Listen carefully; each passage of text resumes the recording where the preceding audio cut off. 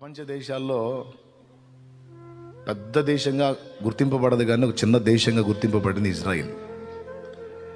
మీరు గమనించండి, కావాలంటే నెట్లో సెర్చ్ చేసుకొని చూసుకోండి.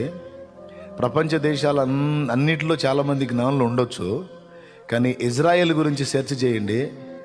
అన్యులు సైతం వాళ్ళ గురించి ఎంత ఘనంగా మాట్లాడతారో చూడండి. మనమంటే బైబిల్ ఎరిగిన వాళ్ళం కాబట్టి వాళ్ళ గురించి గొప్పగా చెప్పుకుంటున్నాం, కానీ బైబిల్ని ఎరగనటువంటి అన్యజనులు వాళ్ళ ఐడియాలజీ గురించి ఎంత పొగిడి మాట్లాడతారో చూడండి. మీరు సెర్చ్ చేయండి. మైండ్ బ్లోయింగ్ అన్నమాట. ఎంత జ్ఞానమో! అంత జ్ఞానం ఎలా వచ్చింది వాళ్ళకి అంటే అది దేవుని చేతనే అనుగ్రహించబడింది.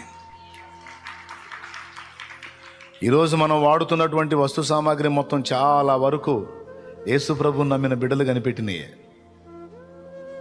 మన చొక్కాయికున్న బొత్తం దగ్గర నుంచి